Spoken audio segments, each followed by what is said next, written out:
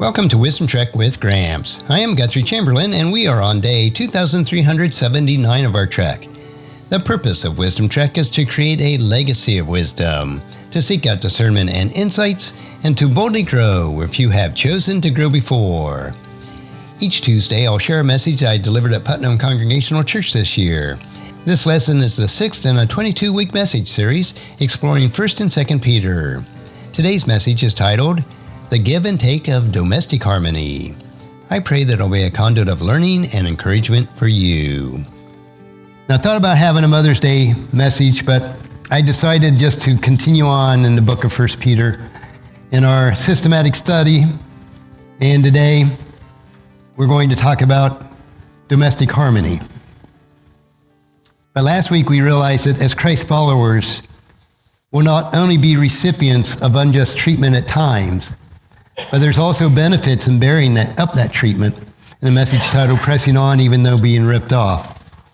And this week we're shifting still on the subject of submission, because within the body of Christ, we are to submit to one another.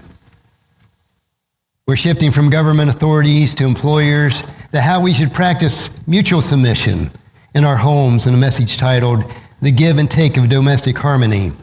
And I know that some of you no longer have your spouses with you. But this message can also be directly applicable to each one of us as we minister among families and friends that may need our advice.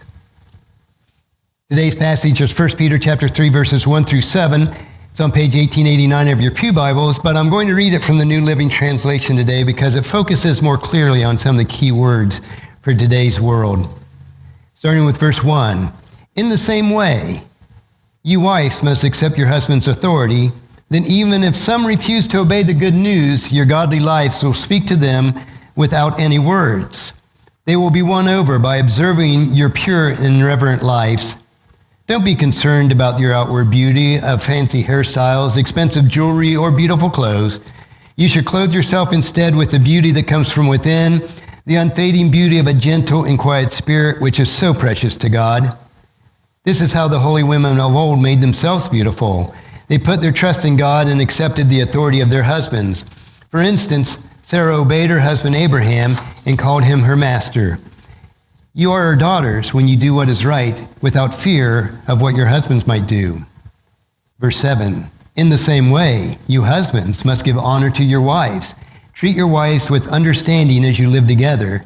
She may be weaker than you are, but she is your equal partner in God's gift for new life. Treat her as you should, so your prayers will not be hindered.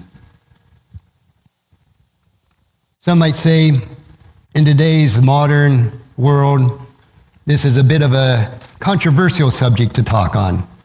But when it's put in proper biblical context, it's definitely not controversial. And when it's spoken from the proper understanding of Scripture. But just like it's impossible to drive a car with 2 steering wheels on it, where both spouses want to try to steer that car, it's very difficult, if not impossible, to do so. I think a better analogy for a healthy marriage is that of a rowboat, where both must paddle in harmony in order to make any type of progress. And you can't paddle against each other, you must paddle with each other to progress down the river or across a lake. Now this August, Paul and I have been married for 45 years. I know we got married when we were 10, but that's been a good time, those 45 years. But I've become a realist about marriage, not an idealist. I tend to look at things with rose-colored glasses, and if I were to sum up our marriage, I would say it's been perfect for 45 years. But Paula might tell you a little bit different story on that. And while overall our marriage has been rock solid, and yes, even pleasant throughout those years, there have been times of learning and growth, in which includes difficulty and delight, discovery and heartaches, disappointments and hurtful times. But there's been many moments of ecstatic moments together. These experiences have made our marriage stronger. The Apostle Peter, too, spoke of marriage, and he had the right to. because it wasn't from some remote cave of a prophet or some scholarly ivory tower. You see, Peter was married, and not only was he married, he took his wife with him on his ministry, especially after the time of Christ. She traveled with him during his ministry, as Paul records in 1 Corinthians chapter 9, verse 5. They were co-workers together in the kingdom of God. Peter knew firsthand the struggle of all married couples endure. And some people will say, well, I just couldn't work with my spouse constantly on a daily basis. Now, Paul and I have had the blessing of being able to do so over the last 20 plus years. Actually, almost the entire time when we had our computer business too. And we've worked very well together, but I realize not all couples could work in close proximity together like that. But like a diamond in a platinum setting, Peter focuses on a Christian marriage in the set of how do you deal with life when times aren't always running smooth. This section of 1 Peter is called Our Strange Life, and it's a period where believers are living in a hopeless and hostile world, but they have hope. Throughout this letter, Peter has spotlighted Jesus Christ, in whom we find hope in hurtful times. And remember, in the immediate context of this passage, Peter is talking about a general subject of submission. He called on believers to submit for Christ's sake to human institutions and to masters, even if they're being treated harshly, as we studied last week in chapter 2, verses 13 through 25. And he says we must submit because it'll bring honor to God and to keep those on the outside from having a basis for attacking our Christianity. We can submit to Christ and serve as an example of a patient endurance even when we suffer unjustly at times, because we have a greater purpose in our lives with an eye toward that hope of the glory that awaits us for eternity. So is Peter hinting that living in marital harmony may require the ability to live in a situation that's unfair at times? As a spouse, you might think at times, that's not fair, or even unbearable. I've known some difficult married couples that have had real difficulty in their life. Tough, challenging, frustrating. Yes, it can be difficult. Very few are not unbearable, but there are some that are very tragic. But that's not your typical marriage. I also know that all marriages go through times, days, weeks, and sometimes even seasons of reoccurring periods of difficulties, where one partner drives the other to the brink of exhaustion or despair, in which Peter addresses this marital struggle, offering hope by following Jesus Christ's example. Now, Peter, by divine inspiration, has 6 verses for women and 1 for the husbands. And I think it's because women have the ability to understand a little bit more than just your brute force of this is what you need to know. And most husbands, and I speak for myself included, become a little hard-hearted at times, or hard-headed, I should say. And we have to be handled abruptly in order for us to grasp what's really being told us. But let's look at what Peter has for the wives first. In verses 1 through 6, Peter begins with the phrase, in the same way, or likewise. That's homogeneous.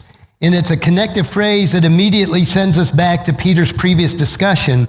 And since he prompts us to ask, in the same way as what? A more appropriate question should be, is the same way as whom?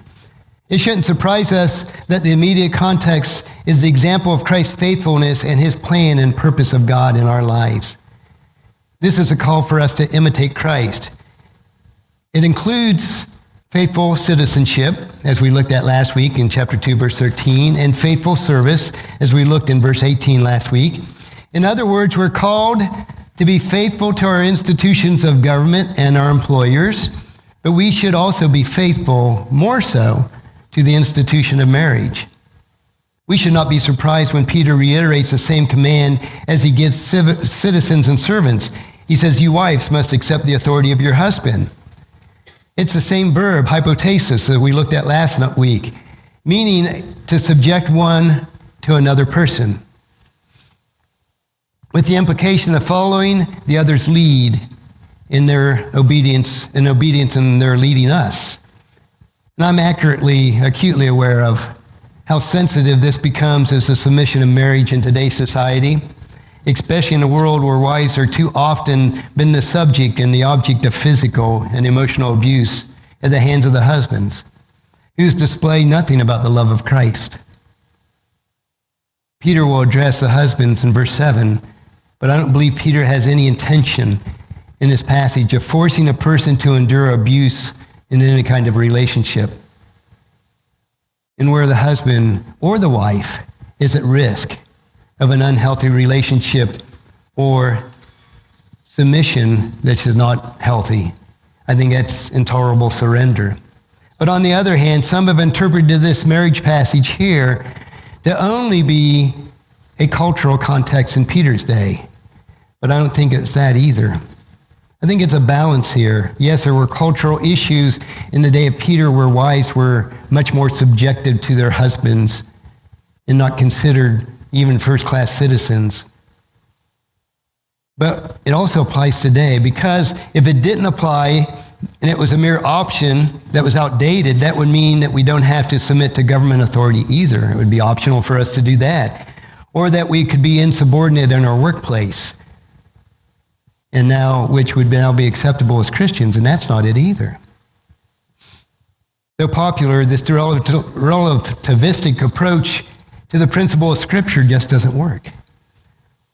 So we need to be conscious of this narrow path that we're going down with ditches on both sides. We can get off into those ditches, and we shouldn't, and we need to be careful, as Peter's own words explain a wise counsel both for wives and husbands. See, in these first 6 verses, there's 4 implied imperatives woven into the fabric of Peter's general principle of a wife's call to submit to the leadership of her husband. And that's in your bulletin insert on the side. It says the give and take of domestic harmony. So let's look closely at these 4 imperatives for wives, and then we'll go into the 4 imperatives for husbands. First, Peter urges wives to analyze their actions in verses 1 and 2. Peter's first addresses typical responses to the principle of submission. Now, both husbands and wives would think, now turnabout's fair play. And on the wife's part, he says, well, I'll be a godly wife that God wants me to be if George is the kind of husband that God wants him to be. However, Peter, even in verse 1 of this chapter, explicitly portrays a husband that's not living by biblical ideals. Peter says that wives should accept the authority of their husbands, though even some may refuse to obey the good news. This phrase at least means they're not living by biblical standards, and it might also mean that they haven't accepted the lordship of Christ. They're not saved, and it's still saying we need to have a submission, mutual submission in our marriages, even in that situation. Now, Peter isn't writing to put women and their wives in their place in this situation, accepting their authority. If you want a secret, you probably know that because most of us have been married for quite some time now. But if you want to really get to a husband, is to show him respect, because the one thing the husband desires more than anything else is to be respected as a husband. Now, women, it's more being shown love that they deserve, but husbands want to be respected. And it has a greater purpose than just domestic order. It says, your godly life, so speak to them without any words, and they will be won over. And here's the point. When a Christian wife lives a Christian life, her attitudes and actions can win over her husband, who might otherwise be hard-hearted toward biblical truth.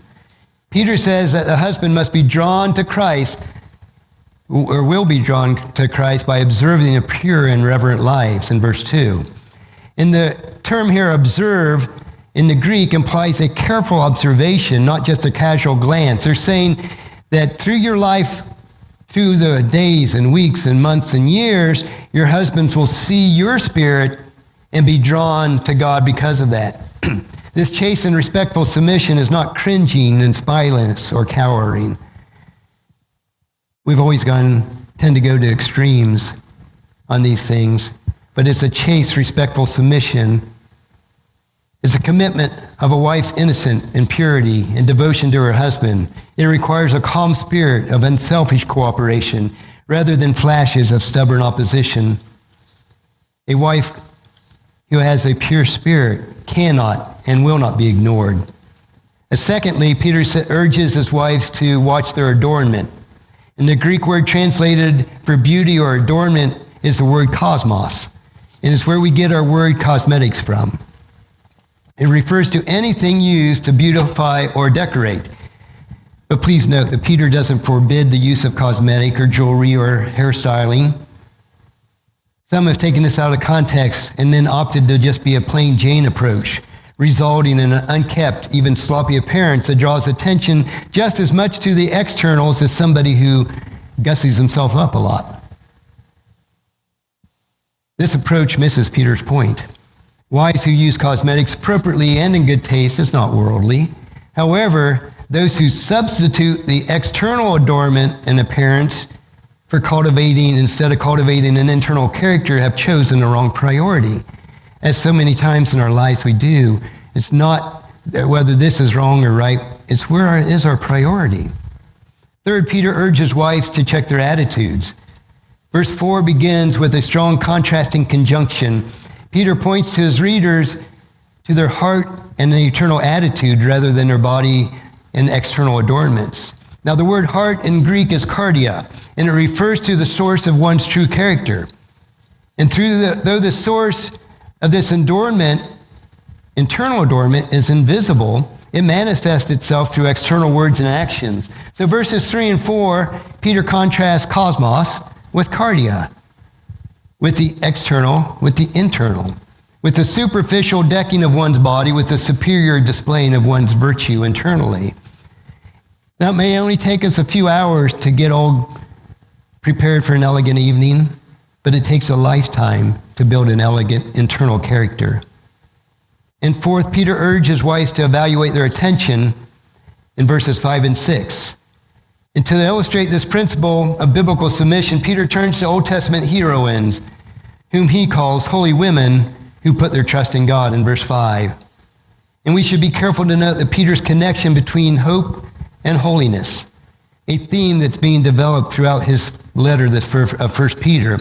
By hoping in God, turning their full attention to him as their source and strength, their holiness, their provision, their protection. Now, wives in Peter's days didn't have the same protection as wives today did. But even with that, we do see abuses at times. The wives of old were able to conduct themselves in humility and gentleness and submission. Apart from this divine hope, such as a divine disposition, is impossible to maintain. And also note how Peter uses the phrase, made themselves beautiful, cosmeo, for the inner attitudes that manifest themselves in words and deed.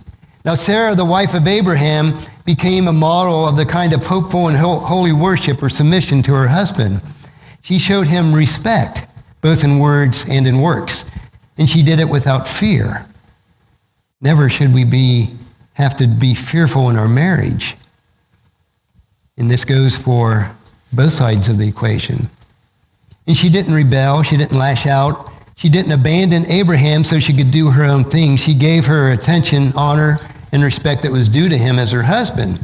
Now, some might be tempted to cross their arms and say, well, it's okay with Sarah. And if I was married to Abraham, the father of faith, and my husband was like Abraham, I'd gladly follow him. But let's not forget the hard life that Sarah had. She endured as the wife of Abraham. And think about the things from Sarah's perspective, because from her perspective, Abraham may have appeared unpredictable, devious, foolish, rash, and irresponsible. Her estimations of the man may have been entirely accurate, at least in some cases. Yet Peter calls in verse 6 that Sarah obeyed her husband Abraham and called him her master. Now, undoubtedly, this has some cultural overtones there.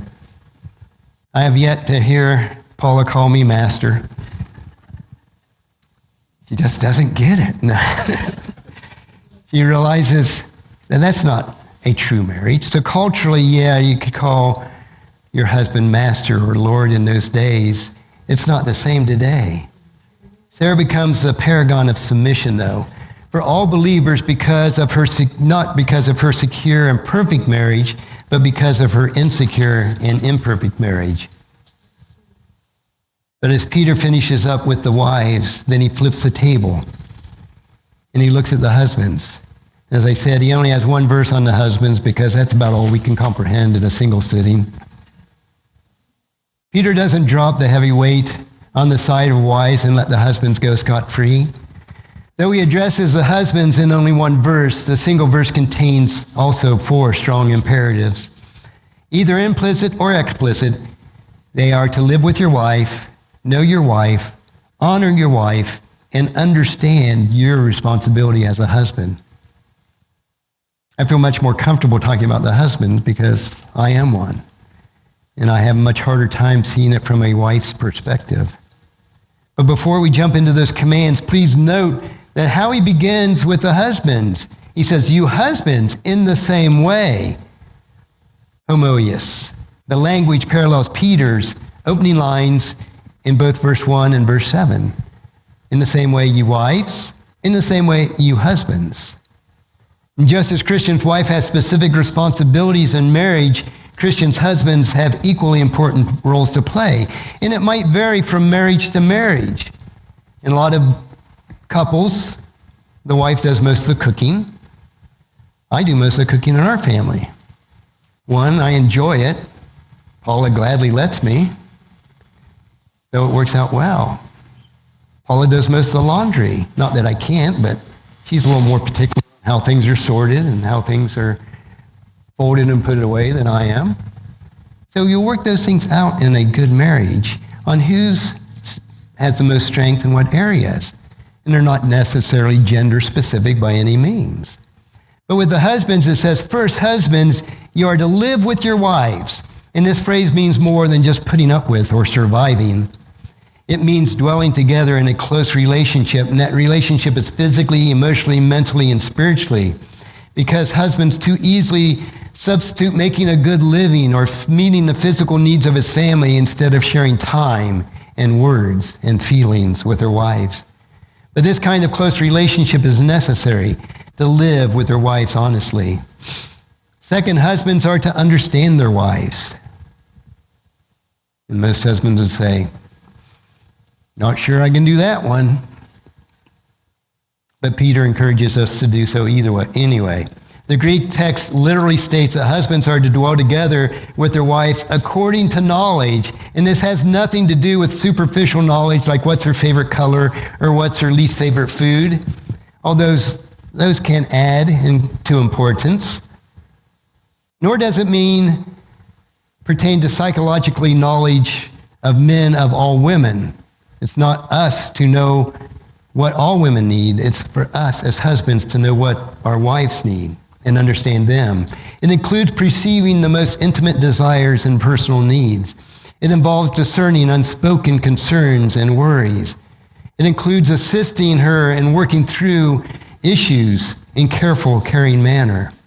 It directly related is living together as a husband and wife, meaning a constant, moment-by-moment understanding of one's wife. Too easily, we as husbands want to fix a problem. I know it happens to me, and after 45 years, it's still happening, where Paula will mention something, and instantly I want a solution for her, and all she wants is just for me to listen and understand. So let's not be too hasty to try to fix every problem in our marriage or anything that our wife brings up. Let us be willing to listen and understand. Although it's understanding, Peter urges husbands to treat their wives as they should treat them as precious vessels. Peter's description as a precious or weaker vessel isn't meant to demean women or regard them of less value in any stretch of the imagination. It's just the opposite of that. This can't mean that women are morally or intellectually weaker than men, and we know, if we're honest with ourselves, that they certainly aren't. Instead, it means what's the true character of a woman. Now, I've been up close and personal enough to understand that someone who can endure the trials of pregnancy, childbirth and motherhood is certainly not an indication of weakness at all. Instead, it's, as most commentators put it, and we're fighting this in our society today, physiologically, men, after they go through puberty, are usually stronger than women of the same age. It's a physical fact. So what Peter is getting here when he says, with wives being weaker, he's talking about the physical strength. If you lined up 10 men on one side of average men and 10 average women on the other side, and you did tug of war on both sides of the rope, most of the time, the men would probably win. It's just because they're physically stronger than the wives are. It has nothing to do with their standing before each other or before God. And this is what Peter is getting at in this passage. So when Peter calls on husbands to understand their wives, treating them as one would treat a delicate vessel, he has in mind a woman's need for physical care and protection. And it's still true today, but it was much more so and relevant in the ancient world, where women could easily fall victim to a crime or be taken advantage of if they didn't have the husband's protection. But another implication here, Peter calls husbands to reject all physical abuse of their wives. Behind Peter's word looms a sharp rebuke. What kind of sick man who's physically stronger than their wives would ever consider lifting a hand against them? I know I might be considered a little bit more gentle than some men in the world, but Paula and I had this Wii game where they had this boxing match on this Wii game where you would box each other on the TV screen. And for the life of me, I could not even pick it up and box Paula on that Wii screen because I couldn't stand the thought of hitting her, even if it was just an avatar on the screen. But we definitely need to, as husbands, never raise our hand against our wives. Now, I'm sure there's situations where the opposite is true too, but that's out of the ordinary. Third, husbands are to honor and respect their wives. And at this point, Peter makes it clear that he views women as honorable and equal partners in the marriage relationship. Husbands are assigned to their wives, or to assign their wives to a place of honor. A man's wife should be his top priority, occupying the most significant place, not only in his heart and mind, but also in his schedule. He should honor his wife with his words and his actions. She deserves the kind of honor because she is your equal partner in God's gift of life. Husbands and wives share a common relationship with the Lord Jesus Christ. And both in the physical and spiritual realm, we are unquestionably equal with our spouses. And fourth, husbands must understand the purpose of maintaining domestic harmony. And the purpose that we must maintain domestic harmony as husbands is that your prayers will not be hindered, which is probably the strongest point here. Have you ever tried to pray after having an argument with your wife? Pray with them, or anyone else in that fact. How easy is it to hold the hands of your spouse if you've just butted heads in conflict with them? It becomes very difficult. So when a husband and a wife don't keep their married life intact, then they'll have trouble keeping their spiritual life on track. And why is this? Because there's a direct relationship between the love of God and the love for our fellow believers, as we're told in 1 John chapter 4:20. Marriage then acts more as a barometer of our spiritual life, measuring the spiritual life through everyday relationships. And think about it. If Jesus Christ is in the midst of two people gathered together in a marriage relationship, as mentioned in Matthew 18:20, just imagine how powerful your prayers can be if you're united as a husband and wife, which is just, as John read from Ephesians, an analogy of Christ in the church. Husbands to love their wives as Christ loves the church. And I try to pray that every day because I'm not always perfect at that. And I think all of us as husbands need to realize our position to love our wives. So what's the application in today's passage? It's on the other side of your bulletin insert. application of 1 Peter chapter 3, verses 1 through 7, it goes beyond crotchety husbands and ornery wives. Let's be honest, many husbands have a real problem understanding and honoring their wives. They tend to crowd their schedules with things that will advance their careers, satisfy their interest, and inflate their egos, rather than the most important thing is building a closeness with their wives. At the same time, many wives have the problem respecting and following the lead of their husbands. Sometimes they even openly complain about their husbands or belittle them in front of their friends. And that should not be. It isn't uncommon for wives to engage in either active or passive manipulation to get their way. They're very effective at it. And my granny, that Paul and I both love dearly, she would take Paula aside sometimes and just give her little hints or tidbits of how she could better handle the marriage situation in order to achieve some of her desires also. Granny was a master at it, believe me. Both husband and wife should remind themselves that their roles and responsibility of marriage and the principles of 1 Peter chapter 3, verses 1 through 7 can take several practical forms, but let me suggest three principles that we can use today. The first is invest time as a couple to write down just 4 qualities that you most appreciate with your spouse. Let them know that you desire to honor and respect them as a person and a spouse.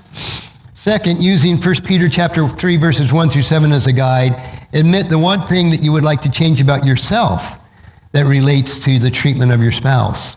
And don't get these backwards. Don't choose 4 things you want your spouse to change and only one that you want you to change yourself. And third, if you are struggling in a role as a husband or wife, consider finding a role model. To grow in your relationship with your spouse, contact somebody that you look up to as a good example of a harmonious marriage and ask them to meet and discuss the issues that you might be having. Or if you've had your ups and downs in your marriage, and anybody that's been married any length of time will have probably multiple examples that they could bring up, seek out somebody who might be struggling in their marriage that might need a mentor to help them along. And above all, remember, the real domestic harmony doesn't come easy, but it certainly is worthwhile. Sometimes it feels downright impossible because crotchety husbands get set in their ways, and the older I get, I think the more crotchety I become. But ornery wives are unwilling to budge and can be real obstacles in the application of these principles. But don't give up.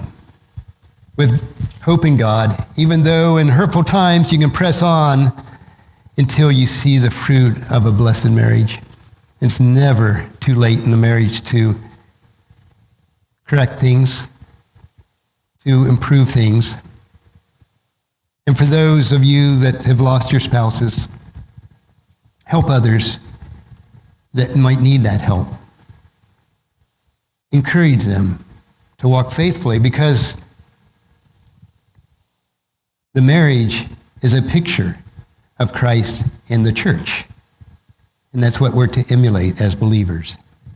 Now, next week, in this second section of the letter of 1 Peter called Our Strange Life, we're going to look at a message of a righteous life and ready defense. So invest time this week reading 1 Peter chapter 3, verses 8 through 17 for next week's message. Let's pray. Father, we do thank you. We thank you for every lady that's here today. We thank you for those that are physically mothers and those that are spiritually mothers to us. We thank you for the blessings of this day we can set aside to honor mothers, to encourage them, to praise them, Father, as they should be praised. We thank you also for this scripture today from 1 Peter that teaches us how to be good wives and how to be good husbands, how to have a harmonious relationship of marriage, one that emulates Christ and the church. Help us to do our parts through your strength. Help us to have hope in hurtful times. Help us to draw on you to bring glory to your name. We pray. I pray that this message was a blessing and a time of learning from God's Word. Thank you so much for allowing me to be your guide, your mentor, but most importantly, I am your friend as I serve you through the Wisdom Trek podcast and journal each day. And as we take this trek of life together, let us always live abundantly, love unconditionally, listen intentionally, learn continuously, lend to others generously, lead with integrity, and leave a living legacy each day.